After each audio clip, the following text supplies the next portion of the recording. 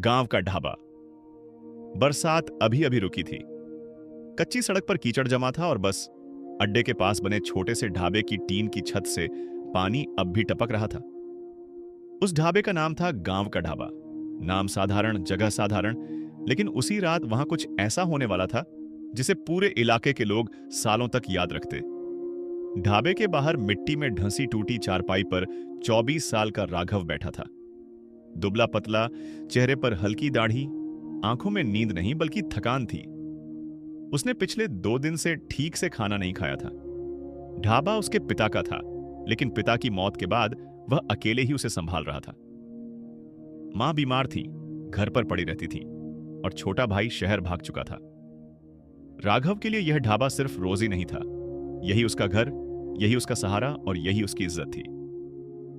रात के करीब 9 बजे एक काली एसयूवी धूल उड़ाती हुई ढाबे के सामने आकर रुकी। गांव में ऐसी गाड़ी कम ही दिखती थी। 4 आदमी उतरे, महंगे कपड़े, चमकते जूते और चेहरे पर ऐसा रौब जैसे पूरी दुनिया खरीद सकते हो। उनमें से एक मोटा सा आदमी अंदर आया और जोर से बोला, ओए लड़के, खाना मिलेगा या बस ऐसे ही नाम का ढाबा चला रखा है? राघव ने चुपचाप सिर उठाया। मिलेगा साहब, बैठ जाइए। वो आदमी हंसा। पीछे खड़े तीनों भी मुस्कुरा दिए। साहब, अच्छा है, तमीज तो है, जल्दी बना, बहुत भूख लगी है। राघव ने चूल्हे पर तवा चढ़ाया, दाल गरम की, रोटियां सेंकी। उसके हाथ तेज चल रहे थे मगर मन कहीं और था। मां की दवा खत्म हो चुकी थी। जेब में सिर्फ 27 रुपए थे। खाना परोसते वक्त मोटे आदमी ने अचानक प्लेट सूंघी और जोर से मेज पर पटक दी। ये क्या कचरा बनाया है? राघव चौंका। साहब, अभी ताजा बनाया है। चुप, आदमी गरजा। हमको सड़ा खाना खिलाएगा? पूरे ढाबे में बैठे बाकी लोग सन्न रह गए। गांव के लोग उस आदमी की गाड़ी देखकर पहले ही डर गए थे। राघव ने धीमे से कहा, गलती हो गई हो तो दूसरा बना देता हूं। मोटा आदमी उठकर उसके बिल्कुल पास आ गया। उसकी आंखें लाल थीं, शायद शराब पी रखी थी। उसने राघव की शर्ट पकड़ ली। तू हमें बेवकूफ समझता है? पैसे लेकर जहर खिलाएगा? राघव का चेहरा उतर गया। उसने हाथ छुड़ाने की कोशिश की, लेकिन तभी आदमी ने उसे जोर से धक्का दिया। राघव पीछे गिरा और उसका सिर लकड़ी की मेज से टकराया। माथे से खून की पतली लकीर बह निकली। ढाबे में सन्नाटा। किसी ने आगे बढ़ने की हिम्मत नहीं की। राघव जमीन पर पड़ा था। आंखों में गुस्सा था मगर उससे बड़ा डर था। अगर उसने कुछ कहा तो ये लोग ढाबा तोड़ देंगे। यही उसकी आखिरी कमाई थी। तभी उस आदमी ने जेब से 500 का नोट निकाला और उसके चेहरे पर फेंक दिया। ले और साफ खाना बनाना सीख। उसके साथ वाले हंस पड़े, गाड़ी में बैठने लगे। राघव की मुट्ठी भींच गई। वह उठा, खून पोंछा और नोट को उठाकर फाड़ दिया। पूरा ढाबा दंग रह गया। उसने पहली बार ऊंची आवाज में कहा, पैसे से सब नहीं खरीदा जाता। चारों आदमी रुक गए। मोटा आदमी धीरे धीरे पलटा। उसकी मुस्कान गायब थी। क्या कहा तूने? राघव की सांस तेज थी मगर वह पीछे नहीं हटा। गलती मेरी नहीं थी, आपने बेइज्जत किया है। उस आदमी ने एक पल उसे घूरा, फिर मुस्कुराया, लेकिन इस बार मुस्कान डरावनी थी। उसने जेब से मोबाइल निकाला, किसी को कॉल लगाया और सिर्फ इतना कहा, हां यही है, मिल गया लड़का। राघव के चेहरे पर उलझन थी।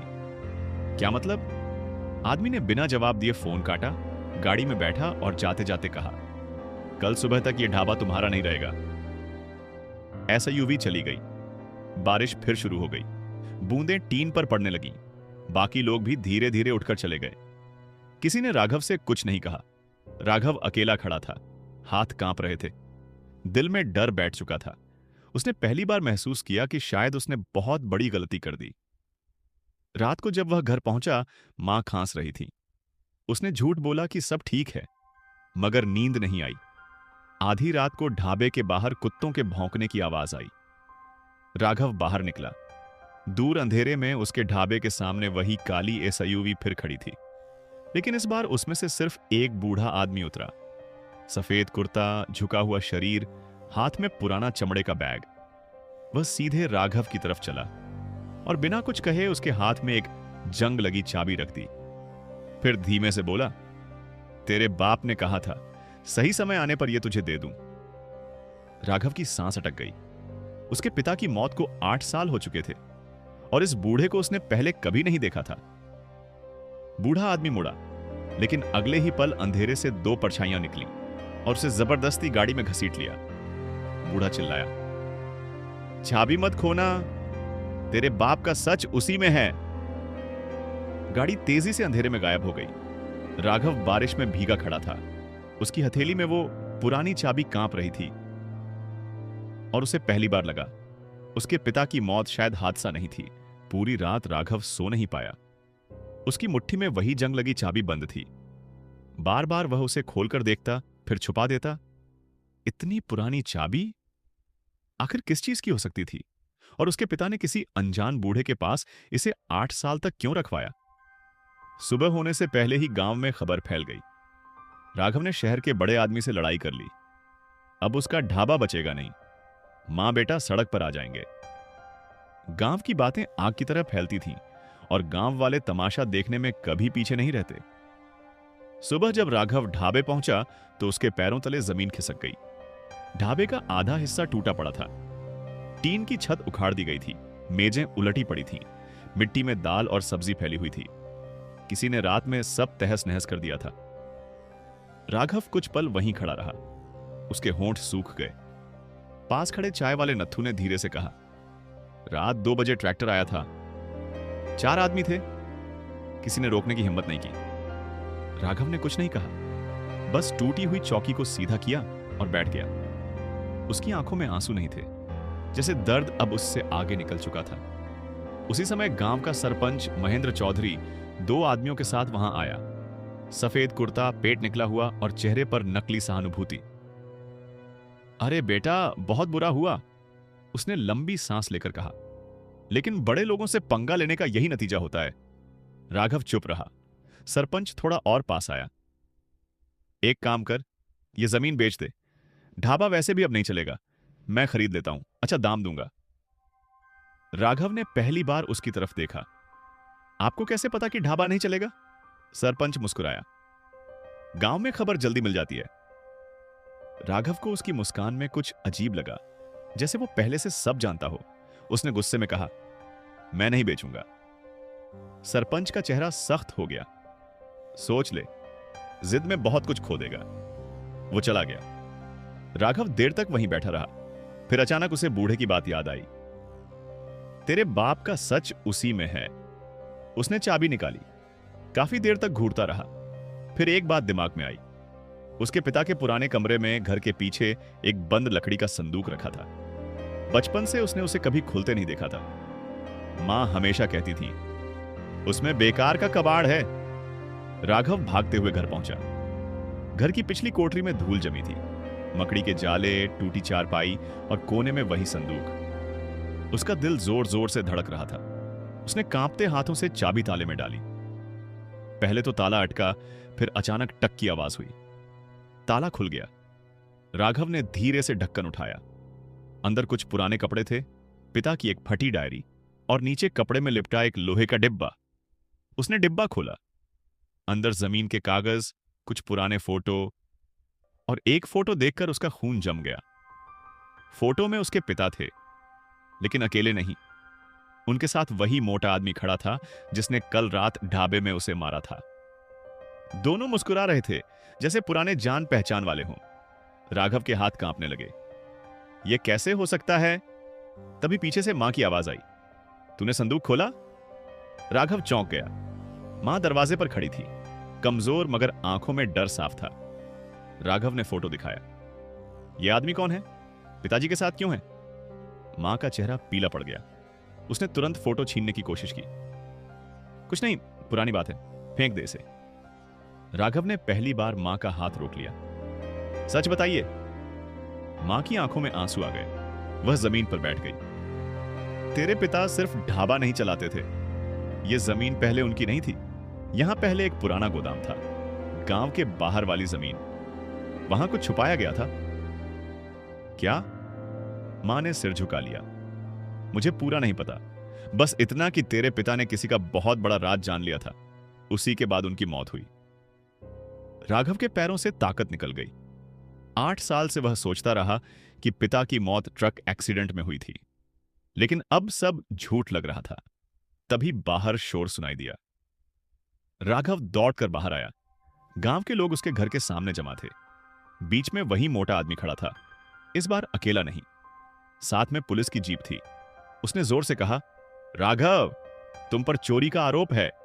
शहर के गोदाम से माल गायब हुआ है, पुलिस तुम्हें ले जाएगी। राघव स्तब्ध रह गया। मैंने कुछ नहीं किया। पुलिस वाला आगे बढ़ा। नाम राघव, चलो हमारे साथ। गांव वाले फुसफुसाने लगे। देखा, लड़का चोर निकला। बाप भी कुछ गड़बड़ करता था शायद। राघव की मुट्ठी कस गई।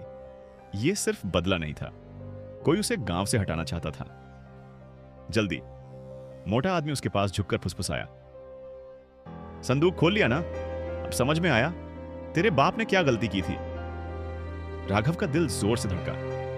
वो आदमी मुस्कुराया और बोला, लेकिन तू देर कर चुका है। जिस चीज की चाबी है वो आज रात खत्म हो जाएगी। पुलिस ने राघव का हाथ पकड़ लिया। उसी पल राघव की नजर दूर सड़क पर गई। वहीं भीड़ के पीछे वही बूढ़ा आदमी खड़ा था, जिंदा। उसके चेहरे पर चोट के निशान थे और उसने दूर से सिर्फ एक इशारा किया, गांव के बाहर पुराने कुएं की तरफ। अगले ही पल वह भीड़ में गायब हो गया। राघव समझ गया, अगर आज पुलिस के साथ गया तो सच हमेशा के लिए दब जाएगा, और अगर भागा तो पूरा गांव उसे अपराधी मानेगा। उसने एक पल के लिए मां की तरफ देखा। मां रो रही थी। पुलिस वाले ने हथकड़ी निकाली। राघव ने गहरी सांस ली और अचानक जोर से पुलिस वाले को धक्का देकर खेतों की तरफ भाग गया। पीछे से आवाज गूंजी, पकड़ो, भागने न पाए। बारिश फिर शुरू हो चुकी थी। राघव भाग रहा था सीधे गांव के बाहर उस पुराने कुएं की तरफ। लेकिन उसे नहीं पता था, वहां उसका इंतजार सच नहीं बल्कि मौत कर रही थी। बारिश इतनी तेज थी कि सामने 10 कदम दूर तक भी साफ नहीं दिख रहा था। राघव की सांस फूल चुकी थी, लेकिन वह रुका नहीं। पीछे पुलिस वालों और गांव के कुछ लोगों की आवाजें अब भी सुनाई दे रही थीं। कोई टॉर्च लेकर उसका पीछा कर रहा था। गांव के बाहर का पुराना कुआं वर्षों से बंद पड़ा था। लोग कहते थे कि वहां रात में कोई नहीं जाता। कभी वहां एक गोदाम था, फिर अचानक आग लगी और सब खत्म हो गया। बचपन में राघव के पिता उसे उस रास्ते से जाने भी नहीं देते थे। आज वही रास्ता उसकी आखिरी उम्मीद था। कीचड़ से फिसलते हुए वह कुएं के पास पहुंचा। चारों तरफ बबूल की झाड़ियां थीं। कुएं के पास टूटी ईंटों की दीवार और एक जंग लगा लोहे का दरवाजा दिखाई दिया, जो आधा झाड़ियों में छिपा था। राघव का दिल धड़क उठा। क्या यही उस चाबी का ताला है? उसने जेब से चाबी निकाली। हाथ बारिश से भीग चुके थे। कांपते हुए उसने ताले में चाबी डाली। पीछे से टॉर्च की रोशनी पास आती दिखी। उधर गया है, कुएं की तरफ, कोई चिल्लाया। राघव ने पूरी ताकत से चाबी घुमाई। टक! ताला खुल गया। उसने दरवाजा धक्का देकर खोला और अंदर घुस गया। भीतर सीढ़ियां नीचे अंधेरे में जा रही थीं। उसने दरवाजा बंद किया और नीचे उतरने लगा। नीचे बदबू थी, सीलन, मिट्टी और कुछ ऐसा जो सालों से बंद पड़ा हो। उसने जेब से पिता की पुरानी छोटी टॉर्च निकाली जो संदूक में मिली थी। टॉर्च जलते ही सामने एक छोटा कमरा दिखाई दिया। कमरे की दीवारों पर पुराने लकड़ी के बक्से रखे थे, कुछ सड़े हुए कागज, लोहे के औजार और बीच में एक मेज। मेज पर एक टेप रिकॉर्डर रखा था। राघव ने कांपते हाथों से उसे उठाया। साथ में एक पुरानी कैसेट लगी थी जिस पर लिखा था, अगर राघव यह सुन रहा है तो समझो मैं अब जिंदा नहीं हूं। राघव के शरीर में सिहरन दौड़ गई। उसने टेप चलाया। कुछ सेकंड सिर्फ खरखराहट हुई, फिर उसके पिता की आवाज गूंजी, राघव, अगर तू ये सुन रहा है तो शायद उन्होंने तुझे भी ढूंढ लिया है। बेटा, मैंने जो किया तेरे लिए किया। गांव के बाहर वाले गोदाम में सिर्फ अनाज नहीं रखा जाता था। वहां रात में ट्रकों से नकली दवाइयां और जहरीला केमिकल छुपाया जाता था। गांव के पानी में मिलाकर लोग बीमार किए जा रहे थे ताकि शहर की कंपनी अपनी दवा बेच सके। राघव की आंखें फैल गईं। टेप में पिता की आवाज कांप रही थी। इस सब में गांव का सरपंच और शहर का व्यापारी विक्रम मल्होत्रा शामिल है, वही आदमी जो मेरे साथ फोटो में है। पहले हम दोस्त थे, लेकिन जब मुझे सच पता चला मैंने सबूत छुपा दिए। अगर मैं मर जाऊं तो ये कागज बाहर ले जाना। राघव ने तुरंत मेज के नीचे देखा। वहां लोहे का एक छोटा बक्सा था। उसने खोला। अंदर फाइलें थीं, सरकारी कागज, जमीन के नक्शे और दवा कंपनी के लेन देन के दस्तावेज। उसकी सांस रुक गई। तो यह सब सच था। उसके पिता की मौत हादसा नहीं, हत्या थी। तभी ऊपर दरवाजे पर जोर की आवाज आई। धड़ाम। किसी ने दरवाजा तोड़ दिया था। राघव घबरा गया। उसने फाइलें समेटी, टेप रिकॉर्डर उठाया, बाहर निकलने के लिए दूसरी तरफ देखने लगा। लेकिन तभी टॉर्च की तेज रोशनी उसके चेहरे पर पड़ी। वही मोटा आदमी सीढ़ियों से नीचे उतर रहा था। विक्रम मल्होत्रा। उसके साथ सरपंच महेंद्र भी था। विक्रम मुस्कुराया। मैं जानता था तू यहीं आएगा। राघव पीछे हट गया। मेरे पिता को तुमने मारा था। विक्रम ने बिना शर्म के सिर हिलाया। हां, उसने गलत जगह ईमानदारी दिखाई थी। सरपंच हंस पड़ा। और तू भी वही गलती कर रहा है। राघव ने फाइलें सीने से चिपका ली। मैं सबको सच बता दूंगा। विक्रम धीरे धीरे आगे बढ़ा। कौन मानेगा? गांव वालों को हमने बता दिया है कि तू चोर है। पुलिस हमारी है और सुबह तक तू भागते हुए कुएं में गिरकर मर जाएगा। राघव का गला सूख गया। वो फंस चुका था। तभी पीछे दीवार के कोने से एक कमजोर आवाज आई। झूठ, सब झूठ। राघव ने मुड़कर देखा। कमरे के अंधेरे कोने में रस्सियों से बंधा वही बूढ़ा आदमी पड़ा था। मुंह पर खून था मगर वह जिंदा था। विक्रम झल्ला उठा। इस बूढ़े को चुप कराओ। सरपंच उसकी तरफ बढ़ा लेकिन बूढ़ा अचानक चिल्लाया। राघव, फाइल नहीं, असली सबूत कुएं के नीचे है। तेरे बाप ने कैमरा छुपाया था। राघव हक्का बक्का रह गया। विक्रम का चेहरा पहली बार बदल गया। उसमें डर साफ था। इसे पकड़ो। राघव समझ गया, असली राज अभी और बड़ा है। उसने अचानक पास रखा मिट्टी का लालटेन उठाकर विक्रम की तरफ फेंका। लालटेन फूट गया, तेल फैल गया और छोटी आग भड़क उठी। कमरे में अफरा तफरी मच गई। राघव ने मौका देखकर बूढ़े की रस्सी काटी। दोनों पीछे की दीवार की तरफ भागे, जहां एक संकरा रास्ता नीचे कुएं की तरफ जा रहा था। नीचे उतरते ही उन्हें पत्थरों के बीच एक लोहे का संदूक दिखा। राघव ने उसे खोला। अंदर एक छोटा वीडियो कैमरा था, पुराना लेकिन सुरक्षित। बूढ़े ने हांफते हुए कहा, तेरे बाप ने सब रिकॉर्ड किया था।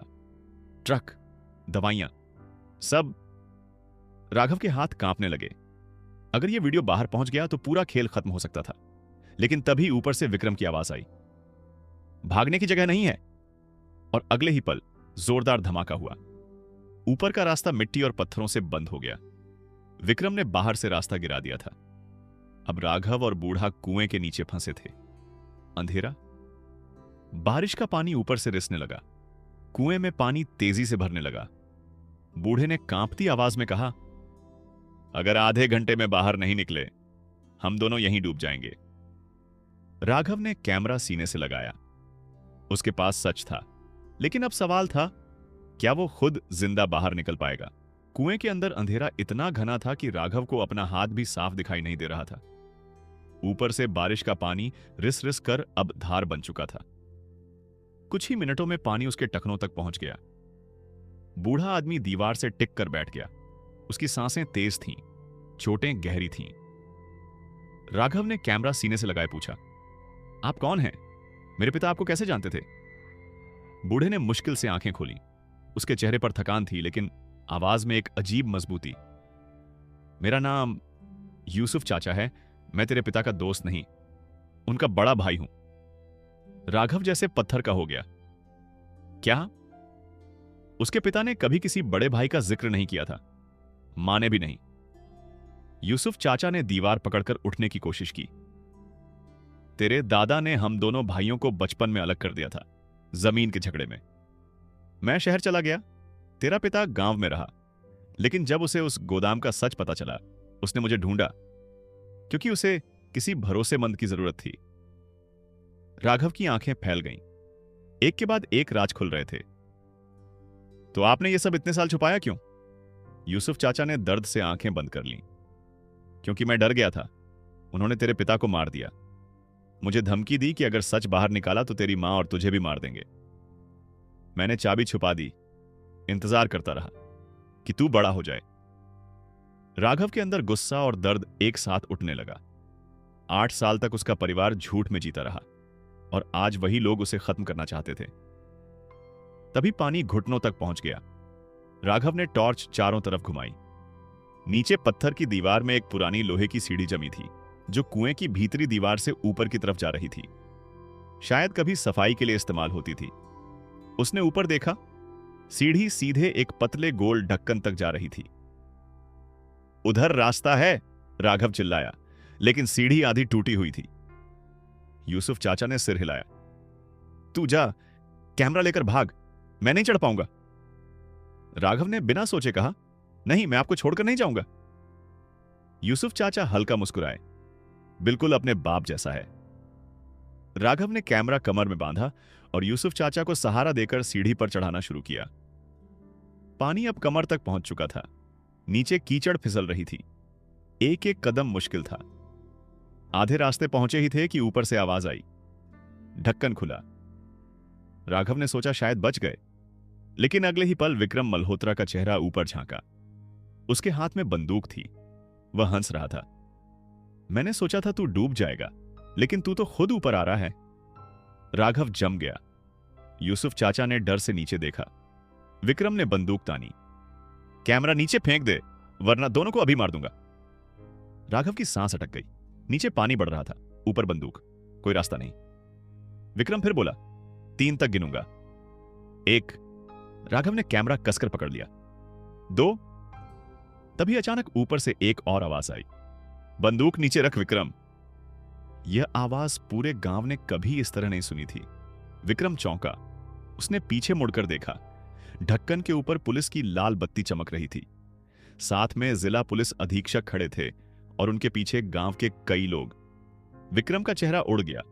राघव समझ नहीं पाया। तभी भीड़ में से उसकी मां आगे आई। मां रो रही थी, मगर इस बार उसकी आंखों में डर नहीं था।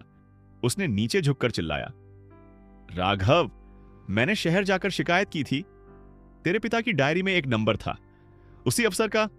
उन्होंने सब सुन लिया। राघव की आंखें भर आईं। जब वह भागा था, मां चुप नहीं बैठी। उसने खुद सच बाहर निकालने की कोशिश की थी। विक्रम भागने को मुड़ा, लेकिन पुलिस ने उसे पकड़ लिया। सरपंच भी पीछे खड़ा कांप रहा था। गांव वालों के सामने उसका सिर झुका हुआ था। लेकिन तभी आखिरी ट्विस्ट हुआ। विक्रम ने गिरफ्तारी से पहले जेब से कुछ निकाला, एक छोटा रिमोट, और वह जोर से हंसा। तुम लोग जीत गए, अभी नहीं। उसने बटन दबा दिया। अगले ही पल कुएं के नीचे जोरदार धमाका हुआ। सीढ़ी हिल गई, पत्थर टूटने लगे। राघव और यूसुफ चाचा नीचे गिर पड़े। कैमरा उसके हाथ से छूटकर पानी में डूब गया। ऊपर सब चीखने लगे। कुएं की दीवार दरक रही थी। पूरा हिस्सा ढंसने लगा। अगर कैमरा पानी में खो गया तो सारे सबूत खत्म। राघव दर्द से उठा। पानी अब छाती तक था। कैमरा डूब चुका था। वह बिना सोचे गंदे पानी में गोता लगा गया। ऊपर से मां चीख रही थी। यूसुफ चाचा बेहोश हो चुके थे। राघव अंधेरे पानी में हाथ मारता रहा। कुछ नहीं मिला। सांस खत्म होने लगी। तभी उंगलियों से धातु टकराई। कैमरा! उसने पकड़ लिया, लेकिन उसी पल ऊपर से एक बड़ा पत्थर टूटकर सीधे उसके सिर पर गिरा। पानी लाल हो गया। कैमरा हाथ में था, मगर राघव बेहोश होकर डूबने लगा। ऊपर उसकी मां सिर्फ एक चीख मार पाई, राघव! और कुएं का आधा हिस्सा अचानक धंस गया। सबको लगा अब वह कभी बाहर नहीं आएगा। कुएं के पास पूरा गांव जमा था। बारिश रुक चुकी थी, लेकिन मिट्टी अब भी धंस रही थी। पुलिस वाले रस्सियां डाल रहे थे। राघव की मां जमीन पर बैठी रो रही थी। गांव के लोग जो कल तक उसे चोर कह रहे थे, आज खामोश थे। किसी की हिम्मत नहीं हो रही थी कुछ बोलने की। 5 मिनट बीते, 10 मिनट। कुएं के अंदर से कोई आवाज नहीं आई। जिला पुलिस अधीक्षक ने सिर हिलाया। शायद बहुत देर हो चुकी थी। तभी अचानक पानी के बीच हलचल हुई। एक हाथ ऊपर उठा, फिर दूसरा, और अगले ही पल राघव पानी से बाहर निकला, खून से लथपथ, सांस टूटती हुई। लेकिन उसकी मुट्ठी अब भी बंद थी। उसके हाथ में वही कैमरा था। पूरा गांव स्तब्ध रह गया। रस्सी फेंकी गई। पुलिस वालों ने उसे ऊपर खींचा। जैसे ही वह बाहर आया, उसकी मां दौड़कर उससे लिपट गई। राघव की आंखें आधी बंद थीं, लेकिन उसने सिर्फ एक बात कही, कैमरा। बच गया और बेहोश हो गया। सुबह होते होते जिला मुख्यालय में कैमरे की रिकॉर्डिंग चलाई गई। स्क्रीन पर 8 साल पुराना वीडियो था। रात का समय, गांव के बाहर गोदाम। ट्रकों से बड़े ड्रम उतारे जा रहे थे। उनमें जहरीले केमिकल थे। फिर विक्रम मल्होत्रा और सरपंच महेंद्र दिखाई दिए।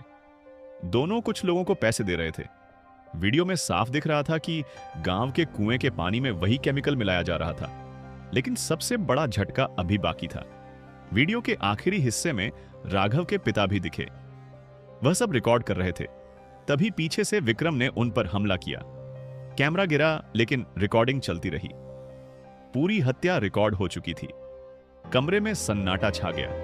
अब कोई बचाव नहीं था। विक्रम मल्होत्रा को तुरंत गिरफ्तार कर लिया गया। सरपंच महेंद्र भी हथकड़ी में गांव लाया गया। गांव वालों ने पहली बार देखा कि जिन लोगों के सामने वे सालों झुकते रहे, वे आज सिर झुकाकर खड़े थे। 3 दिन बाद राघव अस्पताल से लौटा। सिर पर पट्टी थी, शरीर कमजोर था। लेकिन जब वह अपने टूटे ढाबे के सामने पहुंचा तो उसकी आंखें भर आईं। पूरा ढाबा फिर से बन चुका था।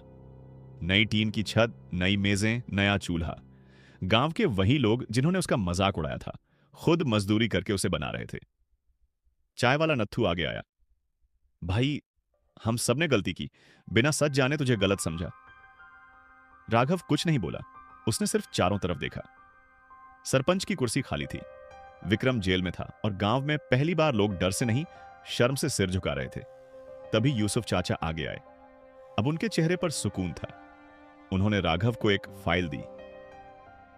तेरे पिता ने एक और चीज तेरे लिए छोड़ी थी। राघव ने फाइल खोली। वह जमीन के कागज थे। गांव के बाहर जहां पुराना गोदाम था, वह पूरी जमीन कानूनी तौर पर उसके पिता के नाम थी और पिता ने मरने से पहले वह जमीन राघव के नाम कर दी थी। लेकिन अब उस जमीन की कीमत करोड़ों में थी। शहर की नई हाईवे परियोजना वहीं से गुजरने वाली थी। राघव स्तब्ध रह गया। जिस जमीन को लेकर उसके पिता मारे गए, वही अब उसके भविष्य की ताकत थी। यूसुफ चाचा बोले, तेरे पिता जानते थे एक दिन यह जमीन बहुत कीमती होगी, इसलिए उन्होंने किसी को नहीं बेची। राघव ने आसमान की तरफ देखा। आंखों में आंसू थे, लेकिन इस बार दर्द के नहीं। 1 महीने बाद वही गांव, वही सड़क, लेकिन अब ढाबे की जगह एक बड़ा रेस्टोरेंट बन चुका था। नाम वहीं रखा गया। गांव का ढाबा फर्क सिर्फ इतना था कि अब वहां बाहर बड़ी गाड़ियां रुकती थीं। शहर से लोग खास तौर पर खाने आते थे। अखबारों में खबर छपी थी, जिस लड़के को चोर कहा गया उसने गांव का सच बदल दिया। राघव अब भी खुद चूल्हे पर रोटी सेंकता था। एक दिन दोपहर में एक महंगी कार रुकी। उसमें से कुछ शहर के लोग उतरे, सूट बूट वाले। उन्होंने पूछा, मालिक कौन है? राघव मुस्कुराया। मैं? उन्होंने हाथ बढ़ाया। हम आपकी जमीन खरीदना चाहते हैं, बहुत बड़ी कीमत देंगे।